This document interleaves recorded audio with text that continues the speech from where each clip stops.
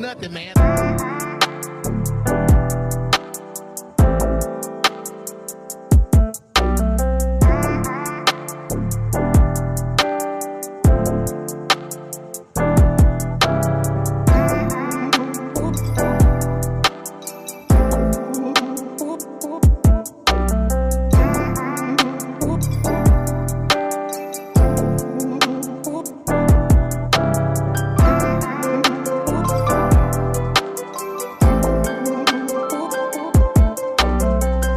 Awesome Wild TV, y'all need to get y'all butts in the seats.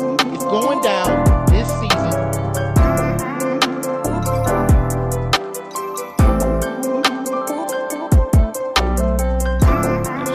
Man, I heard you was here. I was sitting over here stalking you over here on the side. I was like, you know, I can't get out of here without getting this interview.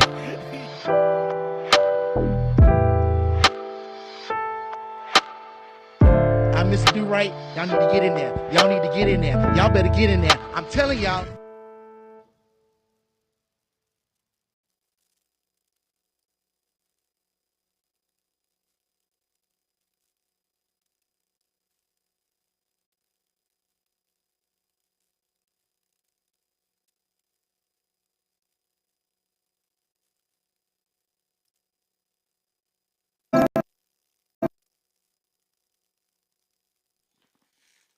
What's up, America? I just want to check, make sure we got sound. I don't have my producer here today. I'm all by myself, so I got to make sure we good to go. And yeah, and I spilled whiskey on my little remote control, so now hey, Coach ain't had nothing to do with that. Remote. I know. So, I get blamed for a lot of things. Yeah. You can't blame me. I can't blame you for that, right? You can't blame me for that. Okay, yeah, we got sound. We got sound. All right. Let's get this show started. All right. Welcome to The Topic Is. I'm your host, Kevin Stewart, Mr. Durite, if you did not know. And today we got a special guest. Tonight, we are honored to welcome Coach Shin Mitchell, a former University of Texas running back and now the head coach of the TWA College Battle Cats. From his days wearing burnt orange to now leading a new generation of athletes, Coach Mitchell has committed his life to the game and to the growth of young men through it. At TWA College, he is not just building a football team, he's building character, discipline, and a culture of resilience. Tonight, we'll dig into his coaching philosophy, the evolution of his career, and how TWA is opening doors for student athletes across the country. Welcome to the damn show. Hey, appreciate you, baby. Appreciate you. I've been waiting to get on, man. I finally got a good topic I can get on for. I appreciate you. So what's the topic you want to get on? You know me, I can normally start, but I really can't start like that. I just want to talk about, we're a coach now, so let's get on this, this good old coaching stuff, seeing we're going to bring to the neighbor, the whole world and everything else. So let's just stay positive on this note. I can't be the old, I can't be the old Sean, so I got to be the coach Sean. So, hey. You're going to be coach Sean. Yeah. Okay, so I need to go to the vanilla questions. Yeah, go to them first, and then by the time the second round come around, we'll be back to we'll be on the good stuff. By the time I finish this, we'll be talking about all sorts of shit. Oh, man. All right, so my first question, what inspired your transition from player to coach, and how has your experience at UT shaped your coaching philosophy? Well, good question. Being around football all my life, even when I was a young guy, East Austin, Elmer Ridge base, but I always was like the older mentor for the younger kids. So as a youngster, you know what I'm saying, I always was the quarterback coach for either team, either for the one team or for the other team. I always control every situation. So basically, and then when I got to high school, it transitioned from me just being around good guys and good character guys and all that, learning in them, and always taking the leadership role from wherever I went, from LBJ to Blinn, even to Texas. So being around that situation and always, being one of the main guys on the team, it taught me how to build that kind of character for some. So, Oh, keep talking. Oh, okay. But Don't yeah, mind me. yeah. Sorry about that, folks. But yeah, but yeah, being around football and all that in general, just it just gave me the aspiration just to just keep going. And so once I couldn't play it no more, and once the game leave you, what are you stuck with? You know, and I've been stuck with training athletes my whole life. You know what I'm saying? Then you go into that field and you start training athletes, developing athletes. So it just transitioned from there. And then once the job came open, it took me a minute. Like I said on the last podcast, it really took me a minute to decide because I know what coaching brings. Coaching brings a lot of attention. You know what I'm saying? Because you got to pay attention to all the roles. And so once I decided to man, hold up. If I can build a right coaching staff around me, and I can focus on all the student athletes and have full control of every situation I'm in, far as me recruiting, me getting guys, me doing everything I want to do as far as coaching. And they gave me, and I had the right role for as being a head coach because I never wanted to be assistant coach. That ain't me. You know what I'm saying? I never wanted to be a guy that works the camera or got to work his way up. If I can't, I want to jump front center. Majority of the white guys do it, and I'm not saying it on a knocking roll. I'm just saying it. It's just like some guys jump right to the top. Mm-hmm. And I've been a leader all my life. If you play with me, and if anybody know me, they know I always accept the leadership role. It ain't got nothing to do with none of that. It's just my character. Like I always was built to lead, and I'm not saying it with a being conceited. I'm just confident. You know what I'm saying? If I'm in the right job in the right situation, I think I can exceed. You know what I'm saying? I build it, and I have the right guys around me. For as coaches and all that, and I can build the right guys. Mm-hmm. Man, sky's the limit. You know what I'm saying? So, what's your biggest challenge right now since you're a head coach that you've run into? The biggest challenge is just funding. You know what I'm saying? Funding for far as that, you gonna go to the obstacles getting players. Like you're gonna have to build your fan. I mean, you're gonna have to build the players up. But the main thing we want to really focus on is just making sure we have the right field to practice at. The small thing, the right field. You know, having a camera. Just the little things, man. Just it's just the small things right now. But it's just that in general that we just need to overcome situations like the small things for as just building our team up. You know what I'm saying? Just getting guys right where we need to be far as recruiting. We on that path right now. It's just working towards small things, man. It's just like right now we focusing on we want an athletic building. Mm-hmm. But are we jumping too far ahead? But it's just certain things that we want to just start grabbing and grabbing. Like you take me and my coaching staff, like James Brown, for instance, we just want to grab. And right now we just putting ourselves in a position just to be successful by just understanding the roles what we got to take to get there first. And then once we get there, we can just take the lead and just figure out all this stuff, what we got to do. Because it's a lot of work, man. Like we figuring it out now that we the athletic department. So yeah, so The whole department. yeah, we the whole department. So just not coaching staff, we the whole department. So that too. Well, all right. So, if you had infinite funds, I guarantee you have a picture of where you would be and everything that you Of course, need, right? Yeah, because they're. I mean, go ahead. But since you are where you are right now, Mm-hmm. you developing this program, Mm-hmm. you're trying to get it off the ground and everything. Mm-hmm. What do you feel like you need just right now, the bare minimum things you need to be successful and to get the team going where they need to go? Man, so many things. I mean, that's a hellified question when you need so much. You know what I'm saying? You know what I'm saying? You need a lot. I Yeah, get it. yeah. I need a lot. The So team needs if socks, I say but one the team thing, don't need socks to play the game. no, I don't need socks. I don't need cleats. We can buy all that. It's just like say we want our own building, our own facility. Right. That'll be a start. If we can have our own facility, you know what I'm saying? And the facility pertains to what? Like where we can have based off classes, like classrooms so we can watch film. Okay. You know what I'm saying? Or we need study hall to get education purposes. Mm-hmm. We can work on that too. And then we can have a team meeting to function. Then we can also have a weight room. And then we ain't gotta, and then we can put a field on the back where so therefore we ain't gotta use all these AISDs programs and all that to get started. So we'll have our own, you know what I'm saying? We ain't gotta go to gym and then we get kicked out of the gym because we got too many players. It's just the small things. Like, so my biggest thing is just getting that'll be my main thing, is to get a facility. Because if I can walk in and I can see your facility and I'm a player, oh man, we got our own? Right. Ooh, I'm coming here. So it'll help the recruiting process even more.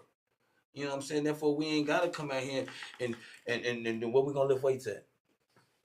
True. You know what I'm saying? Well, we got this barnyard in the back over here. We gonna watch film at? What we gonna watch film at? Well, we might gotta watch film at a toilet bowl at McDonald's. Man. I don't know, but I'm just saying the main thing is the bigger picture is like we need something like a headquarters. Right, y'all need a home. Yeah, like we got a home right now, but it ain't big enough to succeed. We're a college program. Like we're a college program. And how many years y'all been around? They've been around. Don't put me in that now, but we've been around for 3 years. Okay. So 3 years we've been around, and this is my first year as a head coach, so it's gonna be. It's going to be a task. I'm not going in there. I took the job because I knew it was going to be something. I come from the struggle. So, hey, I expect the struggle. But once we get the program going on, I want to see how bright this light can get. Okay. You know what I'm saying? That's what I want to see. But like I said, man, that'll be the biggest thing for me, is for us to have our home base where all our guys can be in one building. And then right now, we got housing. They took care of all the small stuff. We got housing, we got scholarships, we got Pell Grants, we got grants, we got an education. You can get your associates, you can get your bachelors, you can get your masters. Mm-hmm. I mean, what else can I? Now I need the home base. Right, now you need. So that's my biggest thing. Now you need the football program to get those students in here to take those opportunities. There you go. All right. There you go. All right. Well then, let's go back to the questions then. Yeah. So, TWA College is a unique program. Yeah. What makes it different from other athletic institutions, and what drew you to lead the Battle Cats then? Okay. Why you? Now I know you. You said, let me put it on both of us so they can see what I'm saying. I don't know if y'all can see what I'm saying. I know you're ready for leadership. You're ready for the top. Yeah. Why the Battle Cats? Why not go to your alma mater? LBJ? Or Texas? Or any of them. Yeah. There's plenty of schools out here that wouldn't they love to have you? At the same time, are you ready for me? Cause I'm gonna bring what I bring. I'm gonna bring it my way. So wait a minute. So bringing it your way means you're gonna bring problems? Any school I went to, I never brought them problems. Okay. Only thing I brought them was success. All right. Well. So that's what I'm gonna bring. I don't know. Now people ain't ready for success. So that's the problem right there. That's the problem. Like everywhere I went, I brought success to the party. So if you want success, why not bring me on? Because I'm gonna bring you everything that you need. I'm gonna bring attitude. Mm-hmm. I'm gonna bring winners. I'm gonna make sure you guys get the education. I'm gonna do everything it needs to get my program up and part and running. So I'm gonna do it all, whatever it takes to sacrifice. I've been that guy. So have people been trying to scoop you up? What do you think they afraid of? Well, like you said, be real. No, be real. I'm just saying, people are scared of success. And they scared to bring you on into the. You know how it is. After the first time, like they're not gonna try you first. They're gonna wait for somebody else to get you. Mm-hmm. And then once they get you, and then you see success, they're gonna be like, "Oh man, we can take a chance on." Oh man, I told you, Tom. I told you he was gonna be good. You know what I'm saying?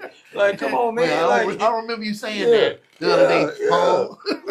Like, come on, man. Like, that's what they wait on, and they scared. Like, and I hate to, but they scared when a man is confident and secure about himself, and he ain't afraid to step out there. Like, I'm not afraid to lose, or afraid or not succeeding. It's just that I won't allow myself to do that. You know what I'm saying? I feel like with the right coaching staff with the right players, sky's the limit for me, man. I just got to get them to understand and buy into what I'm selling. Okay. Oh, the buy-in. All right. I'm glad you said that. So with the right coaches, the right staff, then sky's the limit.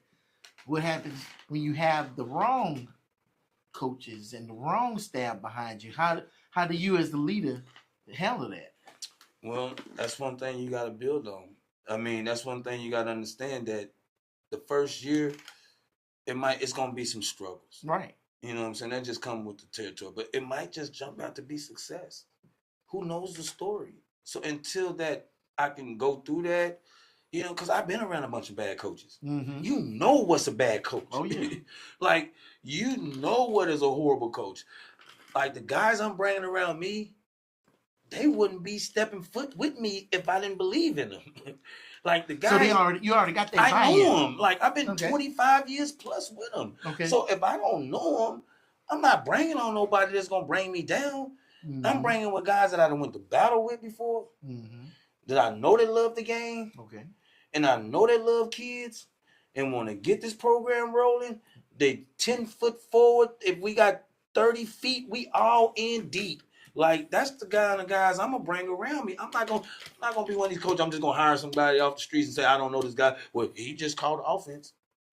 No, the guy I'm gonna be leading the charge of my offense, led the charge of my offense in college. Okay. So why not bring him on? If I'm a smart man, like, he ain't doing nothing right now. Then why are you trying to reinvent the wheel? You already got the wheel. All right. But yeah, so why, like you just said, why reinvent the wheel when I got the wheel right in front of me? Yeah. And the guys I'm bringing on is gonna be guys that want to win, that want to see this program succeed. That's men that calls us up and say, thank you, coach, for giving me a coaching chance.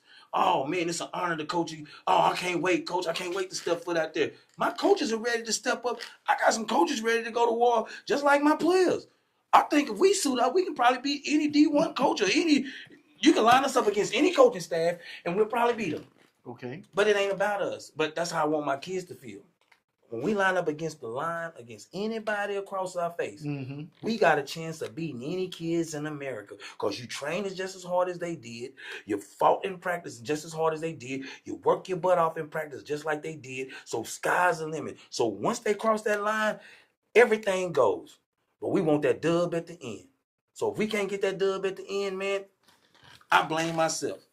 And I'm not afraid to blame myself for losing. I done lost plenty of big games in my life. So we just got to accept the challenge. Let's go on to the next week, get better, try again, and come out with the same fight. I can't never let y'all down. Because if y'all feel like I'm down and I'm moping around here like I done lost my dog, y'all gonna start looking for y'all dog too, and y'all ain't got dogs. Come on. You got me ready to go out the locker room and go ahead in that second half. Let's go get it. Come on now. I've been guys my whole life. I've been doing this, man. All right. So then what's your approach to help these young men that you're going to be coaching balance the athletics and academics? My first biggest thing is education. Because I was a kid, you know what I'm saying, growing up in my household where I had a single parent household. Mm-hmm. The struggle was real. Like, I had a mom, and she had a 10th grade education. So once I get to the 10th or 9th or 11th grade, she mm-hmm. can't teach me nothing. Right. My big brothers fall into the dope game. So mm-hmm. they can't teach me nothing. Right. So everything I had to learn on, I had to put it in myself and understand myself. I didn't have nobody to go read to me later on at night. If I can't read the words, I got to struggle with the words. So education is very important to me. I took the longest route to get to where I had to go. So I was one of those kids. I could have set out my first year in college, right, and went straight D1. But I said I chose that path. My choices in life, not studying all that hindered me. So for me, for the next kid and the next young man, my biggest goal is to get you your associates, your bachelors, or your masters. Because football don't last forever. It's a game, and we love it. But education would take us farther than anything on this planet. And a young black man or a young white man or a young Hispanic man with education, he's tough. He's tough to beat. And then he can sit up there and say he played for me, and then Coach Mitchell took a chance on me to help me get my education. So that's the biggest thing in it for me besides playing football is get your education at the end of the day. Okay. Because football don't last. You know, it's a game. And everything outside of football is what we learn. I want to teach these young men how to grow, teach these young men how to go to college, teach these men how to graduate. Because it took me, man, I left Texas in 97 and then go back until 2009. You go back to school. And to go back to school and graduate. Okay. So I got my degree. I went back. I got my associates. I got my bachelor's. But I wasn't going to go get no damn master's. That's too goddamn long. Sorry. Go get your damn master's if you want to. All right. So let's say you got a young man. Yeah. That's pretty much in the same situation you grew up in. Yeah. How do you help him in your program? A guy like that I can help like that in my program, I look at him as myself. Okay. You know, I'm going to go to bat for him. I'm going to go to what I know school is hard for you. Like, it's a lot of people that help bless me in life. You know what I'm saying? And I know to help a family, like not his extended family. I'm talking about us as a family. If we get all behind him as a coaching staff, check on his grades, make sure he's up to par, getting him the right tutoring and all that stuff, he can succeed. Because if I can do it, and I had it rough, man. Like, if I can do it, he can do it. Right. And that's just my main platform. Like, fellas, it ain't nothing that your coach ain't went through. I had kids at a young age and had to manage football and that too. So I didn't did the father stuff wrong. I had friends that went to jail. I was this close of crossing the line and doing some crazy stuff. I've been there. Mm-hmm. You know, it's life is about choices at the end of the day. No matter what we do in life, I can lead you to the water. But if you don't drink it, and it's hot as hell out here, the hell you doing? Right. Come on, Mr. Get Right. We can't even get right because you don't want to drink no water. So that's my biggest philosophy in that. That young man, and he gonna hold a precious place in my heart because I feel his struggle. Right. So I can't give up on you because half of my coaches never gave up on me. Some of my coaches did, but some of my coaches didn't. 85% of them didn't give up. 15 probably did. But I can't worry about that 15 because I just got to go. And sometimes you got to look at yourself and say, what can I bring to this party? Mm-hmm. Yeah, I come from a struggling background. Yes, I come from no help. So we going to let that bring us down? Hell no. And sometimes you got to hold yourself accountable for some of the stuff we do. You know what you got to do. If you want to make this team, you get your butt up in the morning. If you want to go get your education, you go get your education. Because when I was in school, these coaches wasn't playing with you. I had a coach, prime example, coach at U of H right now, Willie Fritz. Hey, Willie Fritz, if you ever see this, I love you. Yeah.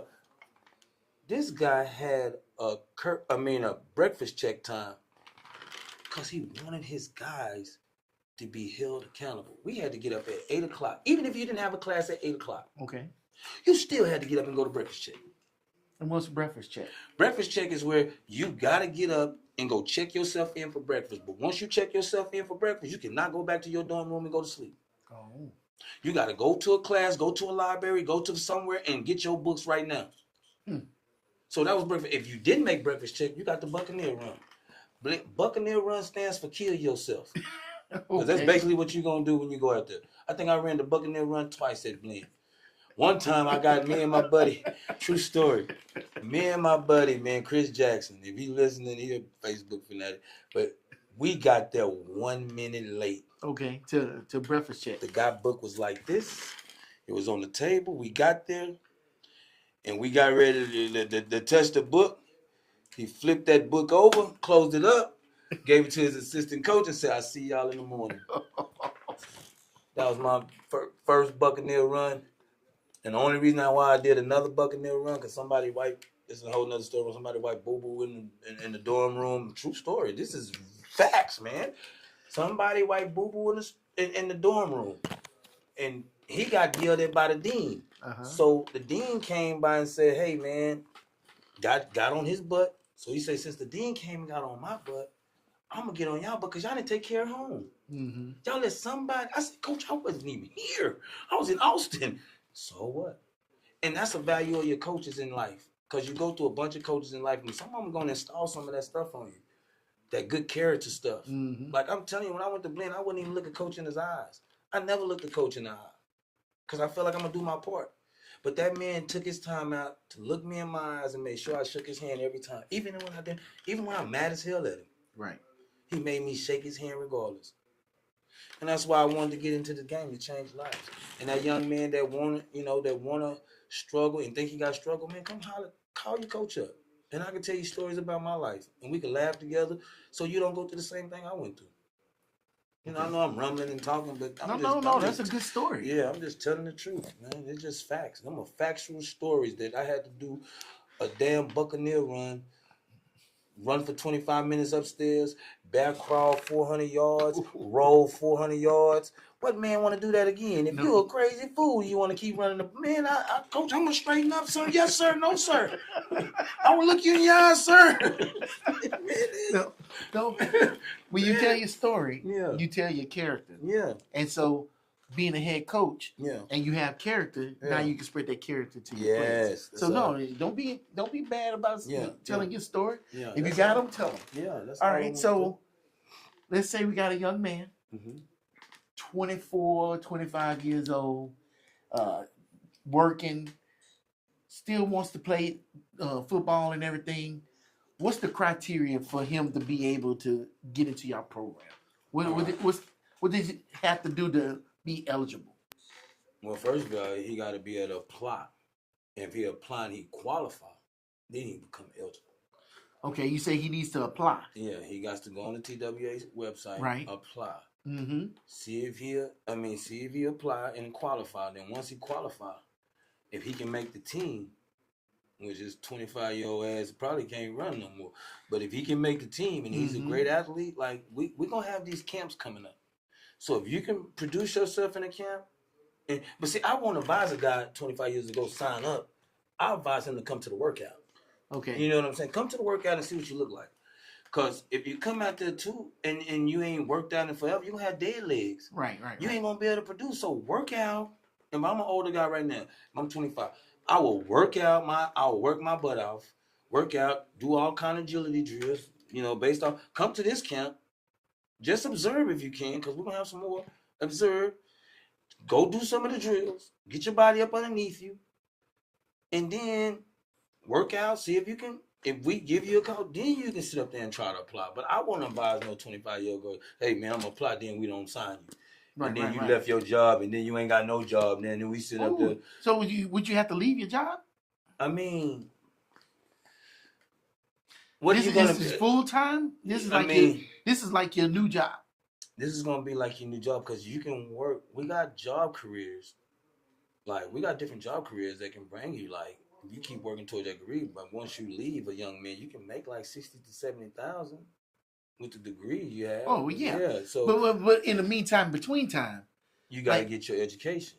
So there's no working. Well, we're gonna have Pell Grants for you. We're gonna have money. We're gonna give you $1,800 stipend. Okay. You're gonna get like up to $13,000 plus that. School ain't gonna cost you nothing like $6,000. So the money you do with it, as long as you ain't flipping it and doing something stupid with it, we talking about some 22. Yeah, I know. That's what I'm saying. Next thing you know, we get you a dorm room. You got your baby mama staying with you. Your mama staying with you. Man, that ain't for that. Yeah. You know what I'm saying? You gotta watch because a lot of people ain't got nothing, man. And some of these is gonna be their last chance. So all I'm saying is, if you're gonna come, you gotta come with a serious look and a serious face. Like we mean business, and I want to get you that education, but if you don't have the time and the sacrifice and commitment, it ain't gonna do you no good. Facts. Like I don't want to sit there. I don't want to sit there and promise you something that I can't give you. I'm not one of them dudes. I'm not one of them coaches. Right. I'm never gonna promise you something that I can't give you. Like if anything, I'm gonna promise you whatever I can give you. If I can give you an opportunity to play football, let me rewind that. Opportunity to get your education. Opportunity to play football, Opportunity to be led by some great example of young coaches. Mm-hmm. So I want to be able to give you that. But if you're 25 years old and you got 3 baby mamas and man, you can't commit to me. You need to go take care of your family. Right. Now, if you work from 1 to 7, 1 to 5, and you got time to get off and come practice and do your 3 hours of practice and do whatever you got to do with it, and you sacrifice, I cannot stop you. But if you get to sleeping and you falling asleep in meetings, you up there looking at, well, man, hold up. The hell we doing, man? You need to quit. Yeah. Like cause you messing. Like now, I'm messing up a young man opportunity chance because you want to be greedy and you probably better than him. But you messing up his chance because you can't commit to me. Right. I need a guy. I'd rather have a guy that commit to me full time than a guy gonna give me half ass. Fair enough. You know what I'm saying? And that's just the truth on that. Okay. Man. Whew. Yeah, you know Coach Mitchell on the rise, man. Whew. Come on, baby. This is man. I heard this. Did it get hot here? Yeah, What? man. We always, yes, sir. Let's keep it 100 and going. So yeah, look at this. He had the same question I was thinking. Mm. So how do you define success as a coach? Not just in terms of wins, but in impact. In impact? Mm-hmm. Just coaching. I just believing in your players. You know what I'm saying? Like what they see, you know what I'm saying, out on the field is something totally different from what I see from my standpoint. So I want to be able to get that communication from my guys. Like if your offense, say prime example, if Coach JB is coaching out there and he has a quarterback that's, can't read. His job is to come and tell Coach JB, be like, hey, Coach, this is what I see. And I'm hoping my coaching staff be like, okay, since I can't see it from here, and we believe in you to control. So I want to have my guys, I want to have fun. I want to win. I want them to believe in us. I want to believe in them. And I want to develop them. Okay. You know what I'm saying? That's my main thing is coaching. And I'm gonna be hard ass, but I'm a fun coach, man. I like giving back to my guys. I like having fun, shooting this stuff. You know what I'm saying? Talking stuff. If you play like shit, I'm gonna let you know you play like shit. If you play good, I'm gonna let you know when you play good. It's gonna be always a balance. Like I'm never like if you a baller, I'm gonna shoot me. Oh man, that motherfucker. But if you out there missing all kind of tackles, man, come here with your sorry ass. When you gonna make a tackle? So I'm gonna be a player's coach. I'm a player's coach. Like I'm gonna have much as fun with y'all as I can until y'all prove me wrong. Now I got y'all, man, y'all a bunch of idiots. But I'm a player's coach. I played the game. Like I know the game. Like I'm not, I know mistakes can be made. I know all that stuff. I know shit happens in the game that we can't control. It's a lot of stuff that we can't control. We just can't control it. It's football. At the end of the day, if we went out there and gave 100%, I'm talking about we kicked ass and we just came up short. I can accept that. Besides, we go out there bullshitting with ourselves and get our ass whooped by 100. You know what I'm saying? And we don't know what the hell we didn't call. The coaching staff don't know what we didn't gave them. The players don't know what they doing. Then I'm at fault. Right. But if we out there having control and they learning and they balling and they doing what they doing, we just lose by some points, and we gave it our all. Shit, I'm gonna be the first guy I'm gonna be the first guy want to go to war with them every time we step out on the field. So I'm gonna be excited for them. I'm gonna be happy for them. I'm gonna be cheerful. I'm gonna be all that. I'm gonna be their father. I'm gonna be their brother. I'm gonna be whatever they need me to be for them to succeed. Cause the biggest thing for me is the developing their asses and getting their ass up out of here. Right. And creating young men with an educational background. Now it's hard for you to tell him no. He's overqualified. Good. Give him another job. So my job is to love my guys. You know what I'm saying? Because guys, some of us gonna come from, matter of fact, all of them gonna come from different backgrounds. Right. They all gonna come from different backgrounds. Some of them ain't gonna have a father. Some of them gonna have a father. And sometimes you have a father, that don't mean he there. Right. You know, some gonna have mothers. Some gonna have misfits mothers. Some gonna be raised by their grandmas. It's gonna be so different for their kids. Now I gotta get all these kids in the same soup bowl and make them understand my philosophy. Mm-hmm. Make them understand what I'm here for them for. Why am I here for them? Why I took this job. Let them understand why I'm here. If you need me, I'm here at all times. So if I'm here for you, come on, man, we can go anywhere together. And you know coach got your back because a kid, one thing he needs a coach that's going to ride for him. Yeah. If you sign up with my college, I'm going to ride for you. Because it ain't going to nothing I ain't willing to do for you. I ain't going to hold back nothing. Like if it's come to us going D1, say once you come to TWA and we got a chance to go to the league or the pros and you got like 4 offers from another school. I'm not gonna never tell the school that you can't come get my players or nah. You can come get to know him, understand him like I do, cause the boy gonna go to bat for you. Cause I'm not gonna have no kids on my team that's not gonna go back. They gotta go to bat for me. They gotta. I'm signing kids that's gonna be hungrier than I am. Mm-hmm. Because if we all can succeed in this business, it's going to be a better opportunity for Sean Mitchell.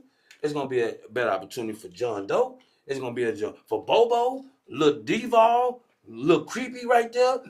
I give all of them nicknames. Lil Booty Bop, yeah, all of them. Whatever your nickname is. It's going to be between us, but I'm going to tell you, coach, but I'm going to ride for you. I'm going to ride for you like we 4 homeboys in the car. Now, I'm going to push back. Go ahead. I'm going to push back. Now, what about those people that say, oh, you ain't trying to be their head coach. You just trying to be their friend. You ain't really, trying to push a football program on them. You just trying to find some people that they hang out with. Man, if somebody come up and we mean that, can we cuss on this show? You already done it, so there's no sense in stopping now. Well, man, all right, I'm gonna be a coach. All right, the topic is bull crap. And I don't need no friends. Hell, I look like needing some kids for some man. Please, okay. I'm here to mentor these young men. I ain't here to be no friend. I'm here to be your father figure.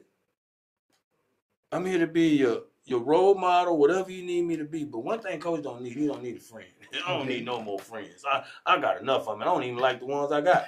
So, for as friends, hell no, man. I'm here to coach these young men. I want to be able to get these young men. I want to be able to change lives, man. That's why I got into coaching. It took me 3 months to get this job. I thought about it. I didn't want to, man. I'm like, man, what I look like coaching, man. But some keep telling me, like, man, give back before you die. Because there's a lot of people missing. There's a lot of people going to leave. But give back. Give something back. Okay. And that's why I was like, you know what, man? Man, I got to dig deep because I'm always around athletes. I train athletes 24/7. Like, I ain't they friends. They still scared of me. But at the end of the day, I'm trying to build something special. Mm-hmm. I'm trying to have football come through here alone. They can get their education. Like, when they come get my guys, a D1 come get my guys from my program, I want them to be able to say, man, these boys, he got these boys on. These boys really, they're a good young man. Like, they got structure. Mm-hmm. And I'm gonna say it in Weldon's voice. That's my first name because I think it's a white name. They got structure. yeah. You gonna make me come back and say Weldon. But anyway, yeah, man, I don't need no friends. You know what I'm saying? Like, you have your own friends. I'm 51. Mm-hmm. What I look like? What is 17, 18? Man, please. We can't go together. Where we gonna go? He gonna go into the club and sit at the bar. I mean, he can't do that. So I don't need, man, please. And they don't listen to the same music I listen to. Hell no. Yeah, for real, man. Yeah, they ain't trying to hear the same thing we trying to hear. No, I'm just a role model, a coach that's gonna come in your life and try to give you structure, let you live off a base itinerary, and get you on to a better place when you came here. That is my job. Okay. You don't owe me nothing but that. And I want you to work your ass off for me. That's it. All right. Well, that's a pretty damn good answer. In your experience, what is the biggest misconception young athletes have about the path to college football or the pros? That your play can be taken away from you any given day. That your what? That your game can be taken away from you any given day. What does that mean? That means you can get hurt any given second. Always practice like it's your last play. Because one thing you're going to always have doubt about, and I don't care who you are, at any level, or any sport, if you're getting hurt in the biggest moment of that game. You can never live with yourself. Trust me, I lived through it all the time. Because some of the biggest games I ever could have played in, I always got hurt in. Mm-hmm. So I understand it. So that's my biggest concept of the game as far as like me and you training so hard and you get hurt. So, but that's a misconception. I mean, how do you want to look at it? Well, I mean, like a misconception is, uh, if well, shit, I ain't never played football, so it's hard for me to formulate these questions. Yeah, go ahead. I don't know y'all experience. Yeah, go ahead. But you know, because why you saying misconception? Because I'm thinking like I didn't put in so much work. Why I gotta get hurt? Yeah, but that's a possibility. That's something that's always looming in the back of your head. No, it don't right? loom into your back of your head until it happens. Because you don't think it could be you. Well, you don't think. Oh, so you're saying the misconception is that you think it's going to be somebody else, but it's never going to be you that get hurt. Yeah, it can be. And you got all these dreams, and you got people looking at you, and you think that you'll never get hurt, and then next thing you know, as soon as you get to spring camp, bing, there it is. Man, you looking right at that story. ACL. Yeah, you talking about you looking. I ain't telling me ACL. I tore my hamstring, but you looking at that book. Okay, I got you. So I'm a walking book at the end of the day, because I got so many stories. Like I got so many stories. Like I can tell you, man. I ain't gonna get in it, but yeah, we. That's another show. That's gonna be another show. We gonna hear all those stories. I'm gonna be back. Yeah, I'm gonna be back 4-5 more times. But yeah, that's the misconception of what we thinking, that we can never get hurt. Okay. And then when we do get hurt, we don't know how to take it in, because it can be so drainage. For it's like, man, I put in all this work for me to get hurt. Not to mention, if you just took the game serious but didn't take the education serious, and you get hurt. That's been me too. Okay. I didn't take the education part serious. That's why I had to go to JUCO. Okay. So all that comes around in a circle. Like you didn't take, like I just wanted to get C's. Like if I can get a 70, man, I pass. Mm-hmm. I'm not thinking about if I get an 85, what that can bring to my table. Or just learn it. That way you can do something with it. Yeah, like you know, some football players get passed. I ain't gonna say I was one of them football players. I'm scratching my neck for a reason. They say when you scratch the back of your neck, you're lying. But I had a bug on my neck, y'all. But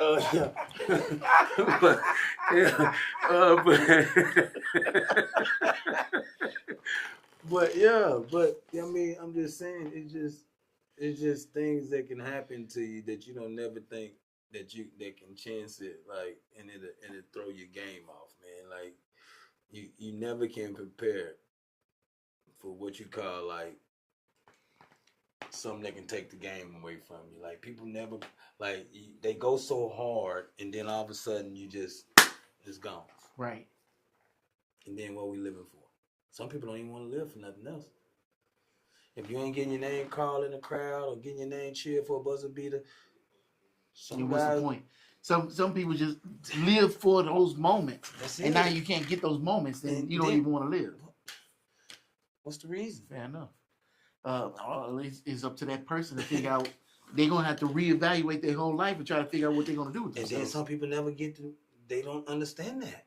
Like it's so many guys that don't understand that, and girls too. They just don't understand it. It's never coming back. Well, because they focus on that sport for their whole life. You telling me, yeah. So if you're telling me I gave 100% in my sport all the time, all day, every day, 24 hours, every day, all the time.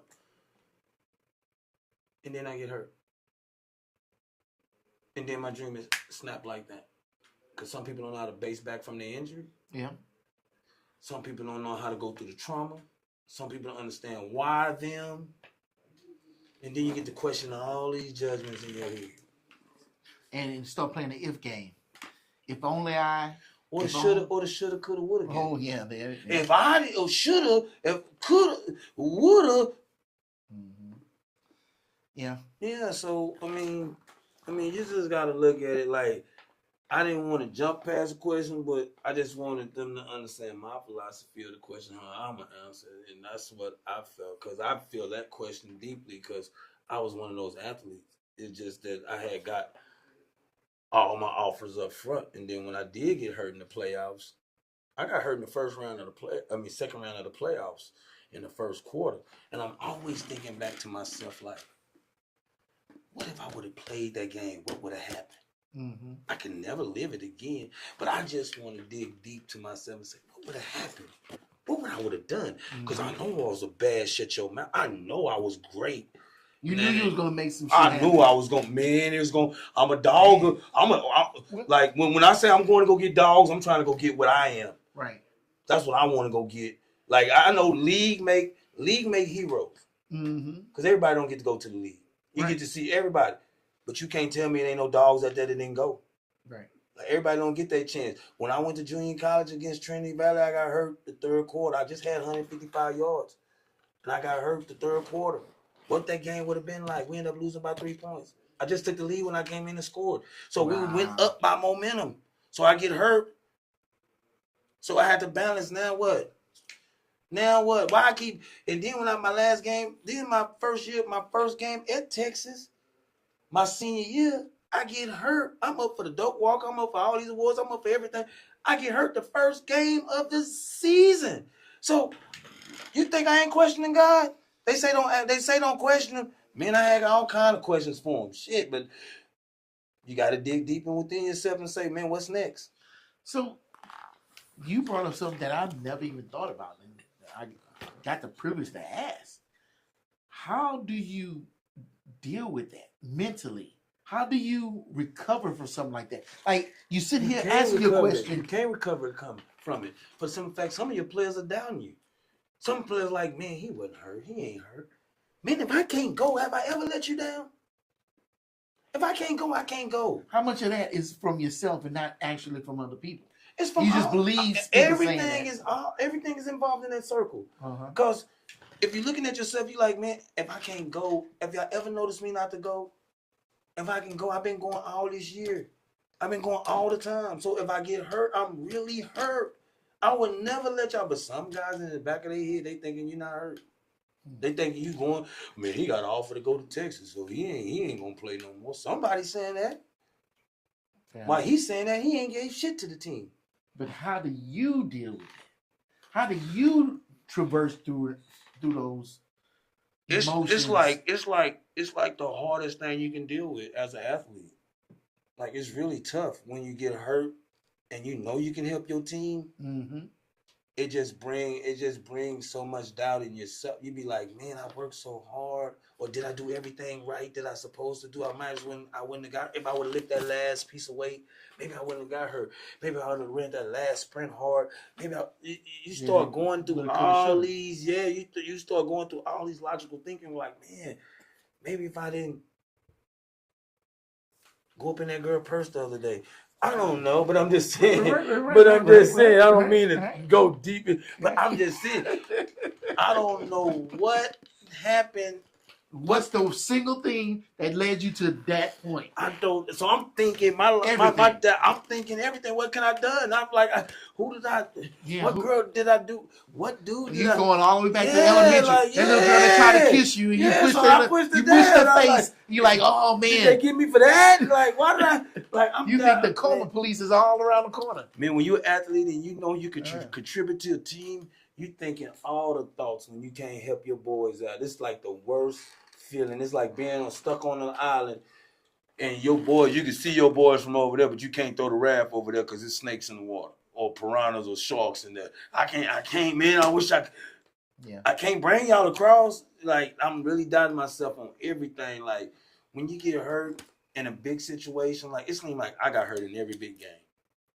Even the first game of the season at Texas, like I told you, like, the very first game of that season, I get a hit point. I'm like, damn.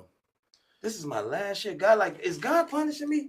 Because every time I get ready, like, you want to ask that question, but people say you can't question God because whatever he had for you, maybe it led to this. Maybe it led to this. Right. Me giving back now, as later, and I can tell my story. But at the time, I'm thinking like, motherfucker, shit, man, God, dog, man, why me? Like, y'all don't, you know what I do. Like, I worked my butt off. I worked my butt to get back here. Maybe I need to work a little harder. I don't know. But I always had that doubt, like what I could have did, like shoulda, coulda, woulda. So, Shit. listening to what you're saying, it sounded like there was a lot of pressure on you, especially being talented. Yeah. Like you went out the game. Next thing you know, y'all lost the game by 3 points. Yeah. If you'd have stayed in there, you feel like you'd have got them 3 points. I would have won. Right. I'm a man. Shit. How do you deal with that pressure to always win, to always perform, to always be the best, and to succeed and excel and everything else? How do you deal with that pressure? Well, I feel like, I feel like you really can't. Or do you just live for that pressure? Yeah, you gotta either be down to do it, or some guys. I mean, you just gotta have that. Now they say that mama mentality, whatever they have. You just gotta have that Shawn Mitchell mentality. What's a mama mentality? Yeah, that's what they say now. That Kobe Bryant mentality, where that killer instinct. That's what they feel like you gotta have. That's what they say now. But you just always just gotta like believe in yourself. I mean, like I always believe like if I can play on the team, I'm gonna give my 100% to help the team. Okay. Now, I can't help it if your coach don't decide to play me.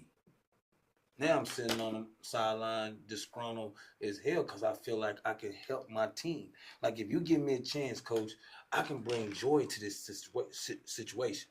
If you believe in, like, one thing about coaching is believing the players you have. Like, if you got a coach that's going to believe in you and going to say, hey, man, this is your way. This is your team. If you got coaches, like every coach I went around that's been around, like, hey, this is your team. Man, we won. We won 9 games plus. But when you have them coaches that doubt you and they looking at your situation, they mad at you for some stuff that ain't got nothing to do with football, it takes the fun out of it because you mad at me for nothing. Like, you really mad. You really don't want to see me succeed because you mad at me over nothing. Prime example, I had a coach mad at me. I ain't gonna say no names. He mad at me because I left campus and moved home. And I come from the poorest situation a young man can come from. No father figure in my life. Don't know my father. Just got a mother. So I come from the roughest. I come from a background where you struggle. Only thing you can do is survive. Like, for me, so when you telling me like you mad at me for the situation and say my neighborhood gonna hinder me from where I grew up from, it makes me think that you really don't know me as you recruited me. Right. Because you didn't go through my neighborhood to see where I come from, because my neighborhood hindered me to get here. Right. So without them, I wouldn't have got to be the person that you are. So without them, you wouldn't even see me. Right. So for you to sit up there and tell me that my neighborhood is going to hinder me from me being successful to get to here, man, coach, I'm going to leave anyway.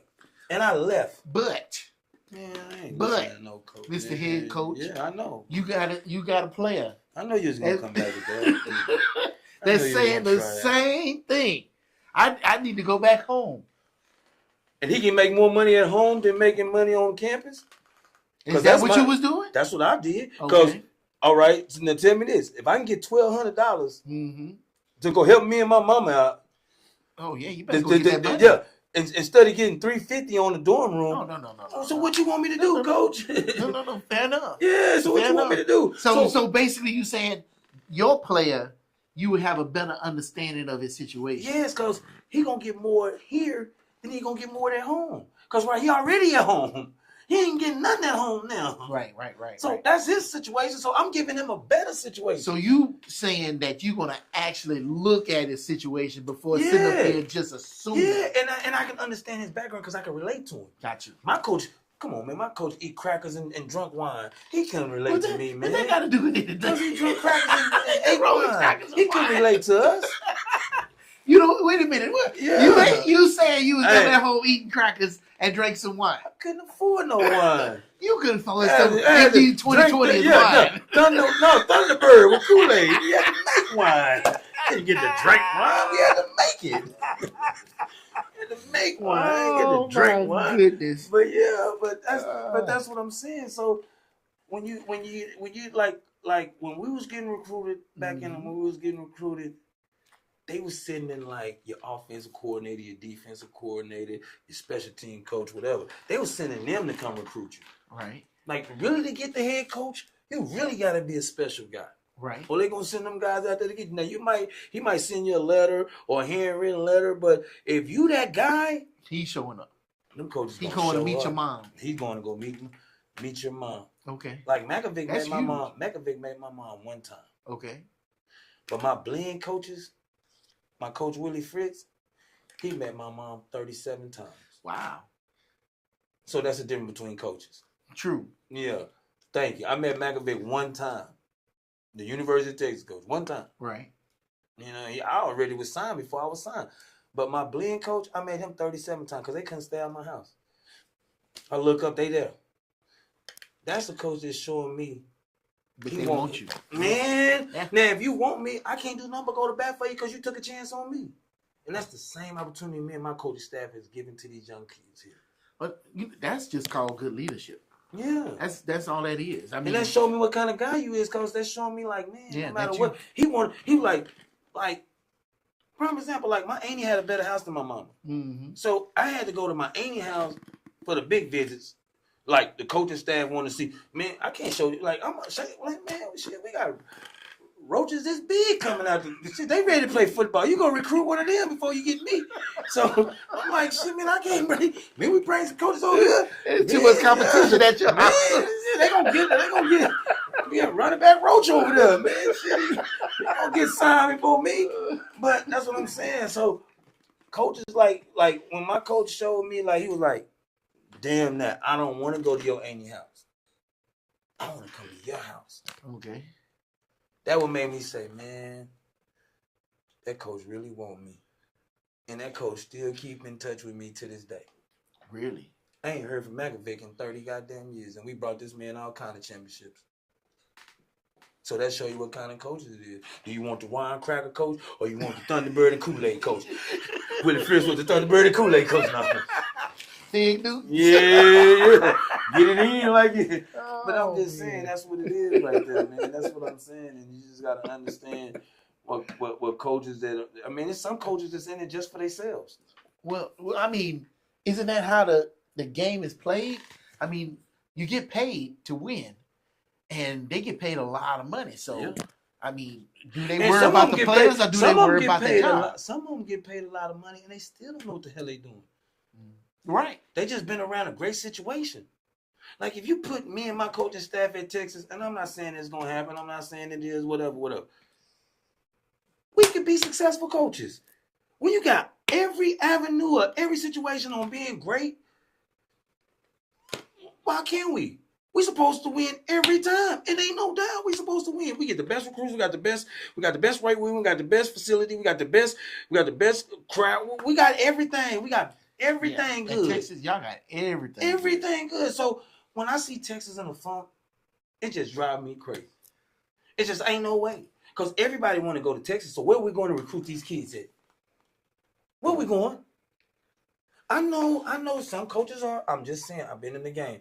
Some coaches are scared to go in these neighborhoods to get these good kids because they know what's going to come with the good kids. They know it's going to be some break-ins or some. I'm just saying, I've been around the program for life.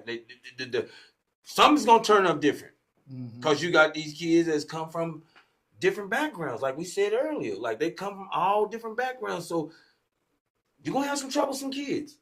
It's how you adapt to them and get them to understand your program. Like, hey, man, you know you can't do that, bro. Understand that. Like, we're trying to build something, you know what I'm saying? If you don't tear it up, why keep you here?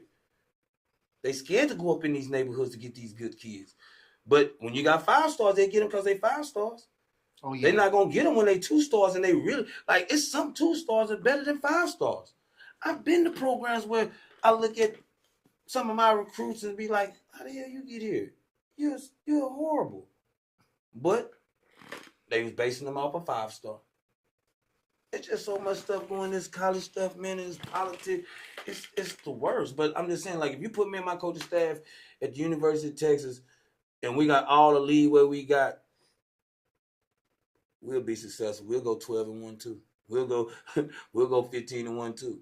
We'll do all that good stuff too. So I'm gonna correct you. I think you're fucking I love it. At 12-1 and at 15-1. How about 13-0 and 16-0? That's Why you gotta give you one loss? What that one Cause loss? I know that one loss can be because we was bull crapping that day and we didn't take him serious. Wait a minute, I've stop been it. there, man. You already know the day is coming, so shouldn't you be fighting against it? I know, but sometimes it's good to go. But sometimes that one loss that teaches how to lose. It teaches us because I know Let it's it be a hard. scrimmage game, Yeah, then. but it's hard. Yeah, undefeated is tough. It's tough than the mug. Okay. But if you look at any undefeated team, I promise it's gonna be one game on that schedule they barely won. Like they won by 2 points, or they kicked the field goal at the end. It was that game. But sometimes you end up losing that game and turning that notch this way, and sometimes you end up winning that game. But I'd rather for my guys going to a big game, knowing that we at least know how to lose. Okay. You know what I'm saying? Like, we don't like that feeling. Now, y'all see how I feel? We don't want that feeling no more. Instead of going undefeated, then we get to the championship game and we lose. That's the worst. That's not when you want to get. Then you go 16-0 and you lose your last game of the season. That's the worst feeling. You know, nobody remembers second. No, hell no. They laughing at you like, y'all went undefeated, but you lost that last game. They'll never let it down. So let's go back. I want to go back a little bit. You talking about that kid in the hood. You want to go find that 2-star because they're always going to the hood for the 5-star. You want to find that 2-star. Now, the reason they didn't want to go and find that kid is because they're afraid of where he stay and they're afraid of what this kid might be like. How do you, since you like going in there and you know those kids, how do you deal with, we just going to say them problem? First of all, I go in Westlake, whatever suburban area it is too, to get those kids. But if I got to go to a rough neighborhood and get those kids, I can relate to those kids for the simple fact is I was one of those kids. Right. You know what I'm saying? So I know your struggle. So it ain't nothing that you can tell me that I don't know. Because I've been where you trying to go. I've been that kid, snotty nose, dirty pants, dirty shoes, no shoes, poor shoes in the city. Look like you pissed on yourself all week. I've been one of those kids. Mm-hmm. I've been one of those kids that struggle up nappy hair, only get your hair cut 2 times a week, 3 times, 4 times until you learn how to cut your own hair. I've been a struggling kid. I done seen welfare. I done seen food stamps. So I can go to relate to those kind of kids. All I'm trying to do is give you a chance, my son. So basically, which I think is great, because I think that's what I'm hearing, that since you walk the walk that they walking, that they not bad, they just misunderstood, and you can sit there and relate to them and show them the right way. And people don't understand. I always used to say this when I used to like tell my name on stuff. I used to be like misunderstood. So I understand the misunderstood kids. Like, because I always been one of those. I always been one of those, like, if it's 20 kids out there, I'm not going to be picked first. Right. But I'm not diving in the rough. That you need to pick on your team. Because when you do play against him, he's going to tear your ass up. He going to tear your ass. You better pick him. Mm-hmm. And then you circle back around and you do it the next day. Let me get that poor kid back there. Because they know I'm going to bring it. So I'm just looking for those kids that's going to bring it and making sure they in the right situation. Because I know your struggles, man. Like, it ain't nothing that, if you need me, I'm here. If you want to talk to me, I'm here. Don't be shy, because I was one of them shy kids that couldn't talk to nobody. I told you, you can pull up an article on me. I'm going to send it to you. Well, I didn't look my first year coaches in the eye for a whole year. Like, when I shook their hands, I did them like this. My coach will tell you it took me a year to look that man in his eyes. And when I left that college, I was looking that man here. Thank you, Coach. But you know what? I got to ask you a question. There it is. What? I got to ask you a question. Yeah. So I hear you saying that. Man, it sounds good, don't it? I've known you for a long time. Yeah, you have. It sounds good, don't it? Well, yeah, that sounds good. But I ain't never seen you without sunshades on. Man, I'm not afraid to show my eyes. There they go. Let me turn my hat backwards. Look at this man. Like, I'm looking in the eyes, but I ain't never seen you. There they go. All right. There they go. Yeah. Yeah, yes, sir. All right. So, yeah. Okay. And I'm gonna leave them out for the rest of the interview since they want to see my eyes. They good. Look, I ain't did nothing, y'all. I ain't the same. I ain't the old Mitch. I'm the new Mitch, Coach Mitch. But who's the old Mitch? Old Mitch was, man. You better turn that take the TWA and the cats off and just say battle. That's the old Mitch. but you know what I'm saying. I always I always say I've been a part of kids' life for the last 20 years, man. I've been having my own youth program. I've been I've been sending guys to the league. I've been sending guys I've been training guys, baseball guys to the MLB. I've been around kids for the last 20 years. I've been training adults. I've been training youth. I've been training kiddos. I've been just like I said, I've been giving back. I ran camps. I did all that good old stuff. I did everything to bring back to my community. But I can't help it if my community don't want to get involved. If I said I'm having a free camp and I need everybody to come up and nobody shows up, I don't know what to do. But if it's a pair of Jordans that's, coming out that first week, it's a line around the corner. Yeah. But we want to look pretty, but we don't want to play the game. You don't want to be dirty when you play the game. So they want to be pretty. I know you look good, feel good, play good, all that stuff. But people don't understand the structure. You know what I'm saying? They want to, man, my baby needs some shoes. But yeah, you buying them shoes, but you can't even buy them something that's just going to enhance his performance on the field. Like, get him better. And then you ain't got to go fight with the coach while my son ain't playing. Because you rather for him to look fly on the sideline. He in Jordans and stuff on the sideline. He don't even get in the game. Right. Now you mad at the coach because you done bought your son some Jordans. You done waste money on him. Now you done pay for this team he on. Now you up there sitting like a stupid parent in the stands. Now you I'm going to go there and there for what? Man, since I've been playing football, my mama ain't never came down on no field and told my coaches what to do with me. Because you know why? Why's that? She didn't have to. That'll make them coaches want to put... Hey, that little black kid right there, what's his name? His name is Shin. Man, we got to find a way to play him. So she never had to worry about getting you in the game because you put your own self in the game. Yeah, I'm going to go work my ass off. I'm going to go put the work in. Like, ain't nobody gave me nothing. Like, man, I went to LBJ. LBJ didn't come find me. I went to go find LBJ. I supposed to went to McCallum, so I went to go find LBJ. I want to go over here. I want to go with a competition that they say, man, LBJ, you go over there. Man, this yeah, I want to go over there. So when I went to Blinn, man, Blinn ain't won in so many years. I want to go to Blinn, change it around. So when I went to Texas, oh man, Texas ain't did this in so many years. Man, I need to get involved over there then. I think I can compete. I don't care who they got at running back. I don't care who you bring in.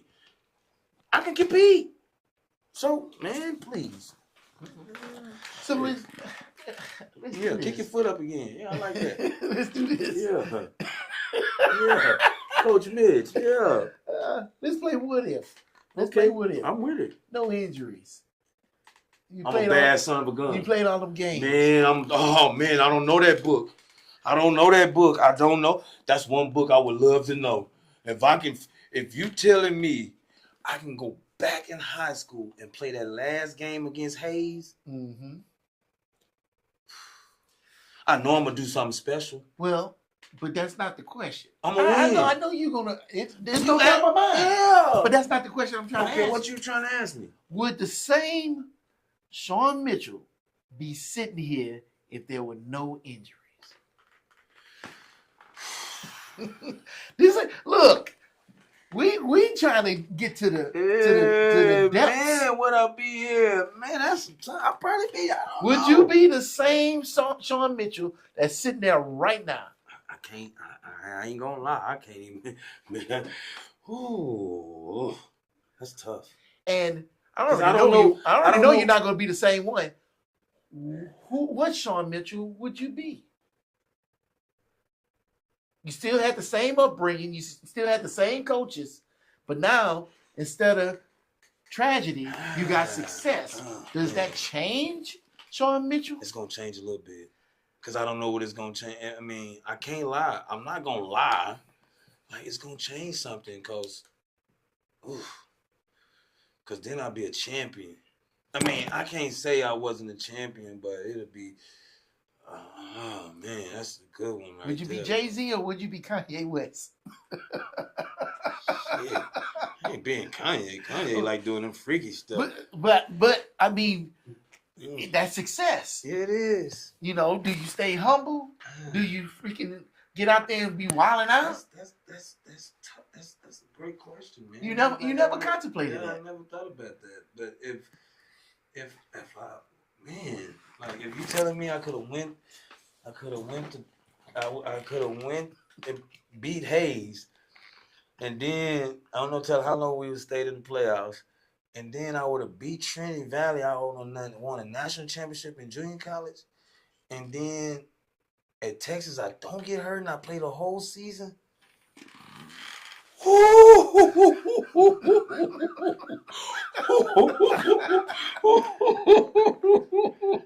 Lord Jesus.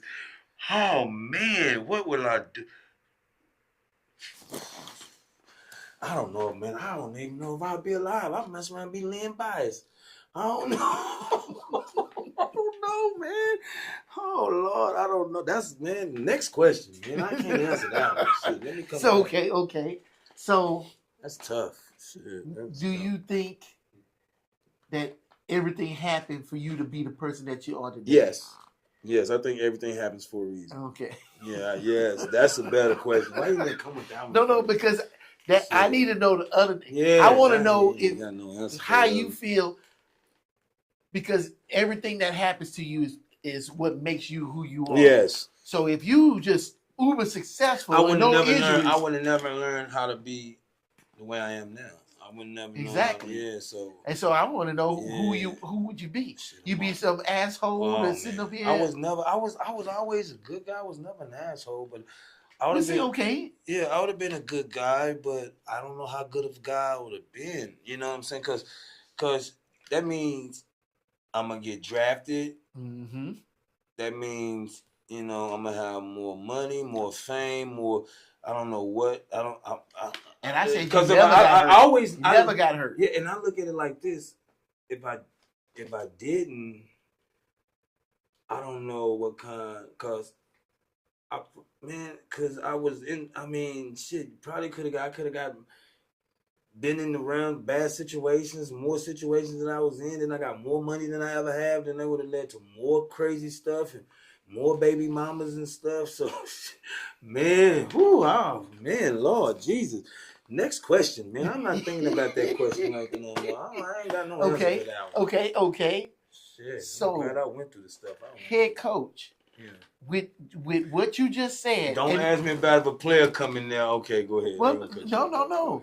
How do you get these kids ready to think about those things?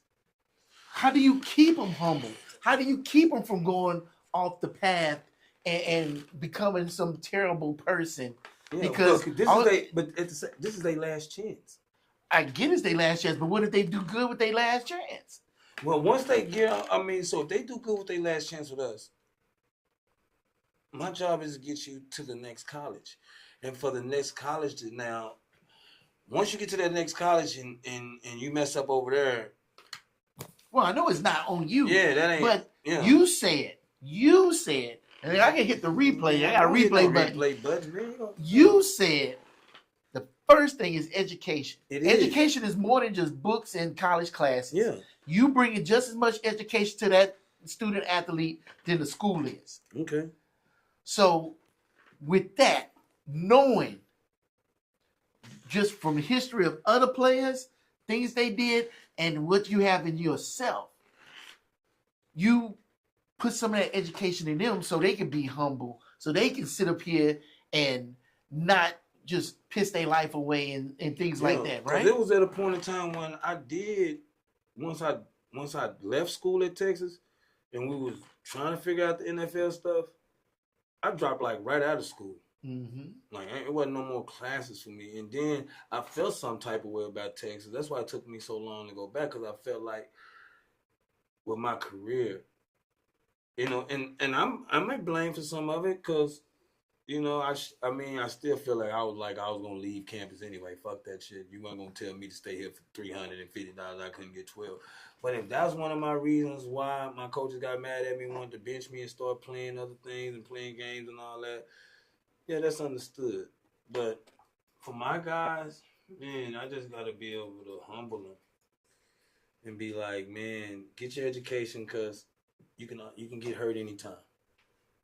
Any given day you can get hurt. And so That's how I look at it. I'm still thinking about that other damn question you had. I gotta answer that something before I leave. I'm thinking of it. That was a hellified question. I'm still thinking about that. But yeah, go ahead. Yeah, that was a good question. Shit. Okay.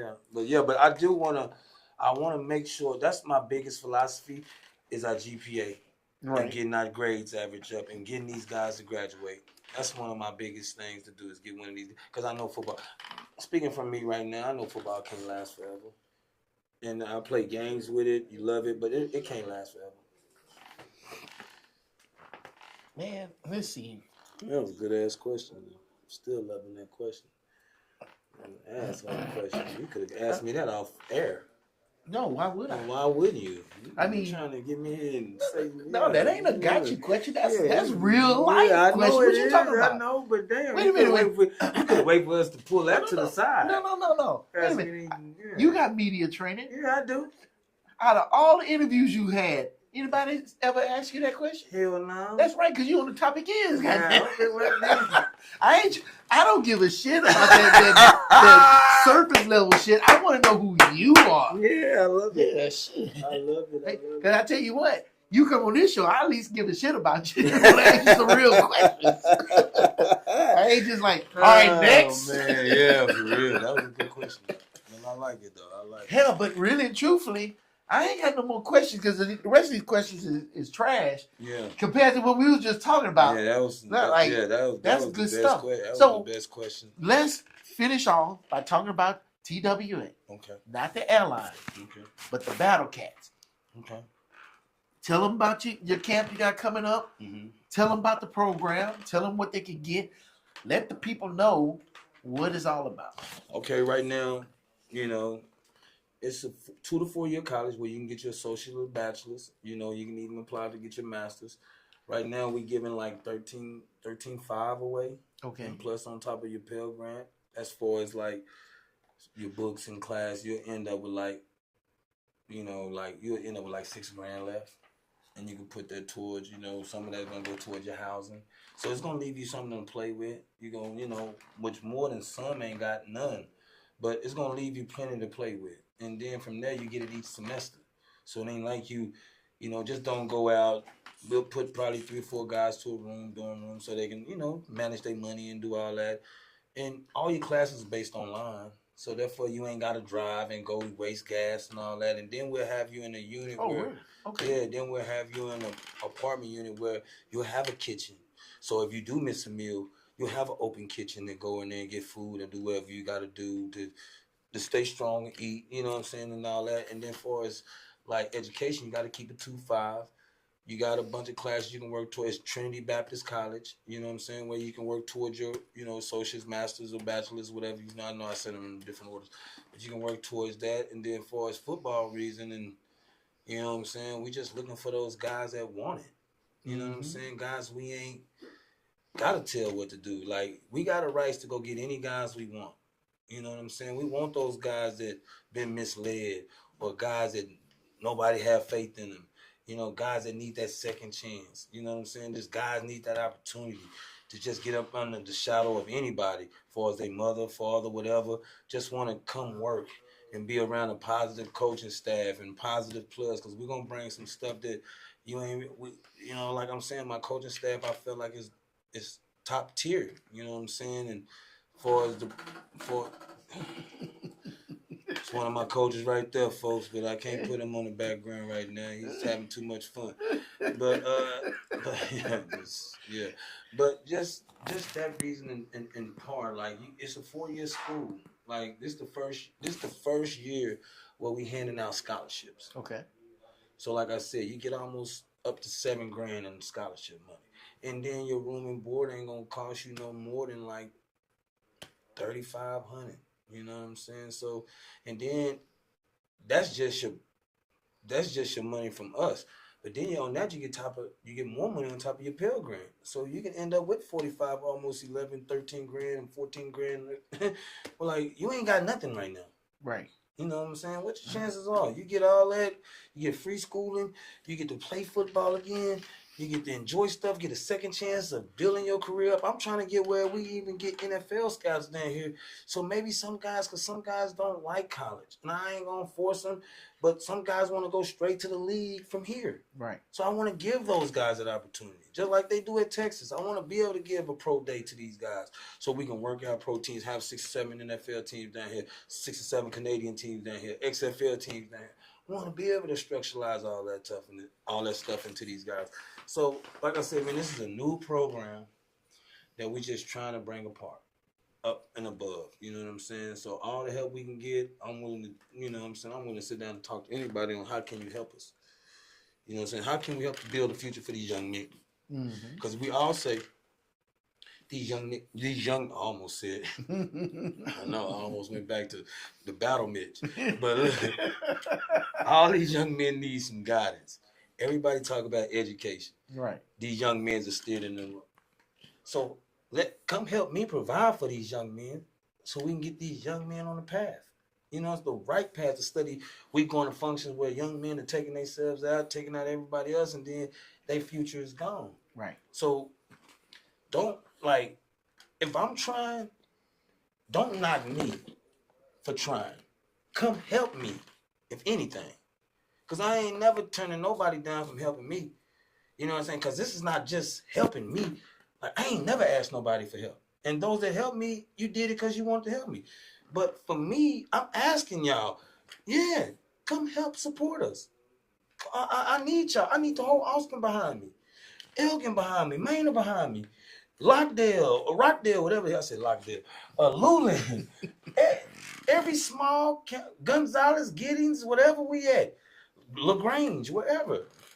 I want to be able to get all that Central area kids because I know it's some kids that's lurking and needs help. I just want to be able to give back to them and say, man, I came to Coach Mitch's program, man. He got me an education.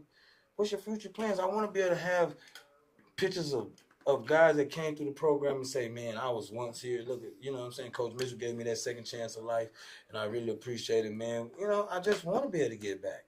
You know what I'm saying? You ain't doing it for me. I played already. I ain't going to never play this game again. Right. I know my role. I'm not going to pout. Like we thought about, like I do think about what ifs and should haves and could haves, but now I get to live through y'all. Right. You know what I'm saying? Like, I don't want to, like, install all my stuff, but this is our beginning. Now, I'm going to live through y'all because you play for me. You got to give me your all now. I'm living through you just like you living through my coaching. So let's put all this together and make a success story out of it. Like, we ain't won a game in 2 years. So if we win one game, we've been better than the last 2 previous years. So that's what we look at it as, man. I just want to be able to help my community, help Austin, give back to these youth, man. Bring on a program that can say, hey, man, Sean Mitchell started that program. Who? Sean Mitchell. What? Yeah, he got that program up and running. Now he at Texas. No. Yeah, I'm coming. I better not fire no more coaches. You know that. Sean Mitchell up there coaching. I ain't gonna like that. But that's what we want to do, man. Like, we just want to be able to give back, man. And, you know, like, I'm not one of those beggars. Like, man, we need to donate. Man, just come look at the program. Right. Just come to a game. Yeah, just come to a game and check us out and see what you can help us in. But, like, if you see we struggling in something. Yeah. Like, we had, like, you know we need some stuff.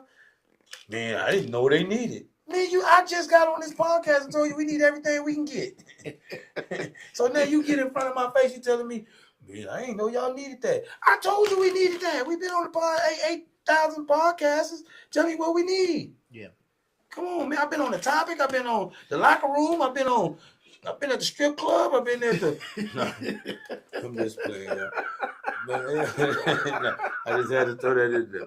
Y'all know I play too much, but yeah, I got a PR guy right there looking at me. I can't be as funny as I used to be. Yeah, I can't be as funny as I used to be. But yeah, that's what we want to do. We just want to be able to give back. You know what I'm saying? Like, and that's it. Like, I'm giving you the best coaches I can give you. All my coaches play ball at the highest level. All of them coached at the highest level. All of them know football. You know what I'm saying? Like, I want to bring young men that you can learn from Like, you're going to be able to learn from my coaching staff. You know what I'm saying? Like, these guys going to give you knowledge that you ain't never had. And that's what I want to be able to give to y'all. Like, I'm going to come sit in your meeting rooms. I'm not going to be one of those, like, I'm not one of those coaches that's going to rock, like, man, I'm going to be on the coach. I'm one of those coaches, like, I expect you, like, that ain't nothing I didn't think you can do. I expect you to do that. Yeah, that's what we do. Yeah, I expect you to do that, young man. You know, because I know it's going to be some guys that's going to get out of line. There's going to always be some guys that buck the system. Yep. It's going to always be that. It's going to always be guys that's going to mess it up for the next crew. Yep. It's going to always be that. So I try to cover every basis. Like, man, you're going to have guys that's going to not act right. You're going to have guys that act right. You're going to have, it's a big old, you from Beaumont, y'all like gumbo? Oh, yeah. Yeah, it's gumbo. Because you're going to have everything. So what I got to do is mix up this gumbo, make sure it tastes good, and be able to feed it to the world. Yeah. Better taste good. Yeah. Right. You know, I'm taking the shrimp out. No. Yeah, because I don't need shrimp. Messing up. We got to close the show on that. That's good, man. You don't take the shrimp out. Yeah. Anyway, well, I'll bring on a better guest that's going to keep the shrimp in. Man, I'm going to put my glasses back on, man. You know, thank you for coming out, man. I love the topic, man. I appreciate you, baby. I will be back. You know, if you don't kick me out, y'all. So yeah, I can always depend on him coming in the house. That's what it is. TWA, man. I don't even know how to make an A sign on there. But they think I'm not drunk, y'all. But yeah, after the show I will be. But anyway, yeah, thank y'all. Yeah, so there's a million videos out there that y'all could be watching. Y'all chose to watch our video today. Mm-hmm. I appreciate you. Sean Mitchell appreciate you. And until next time, peace. Peace, baby. Yes, sir.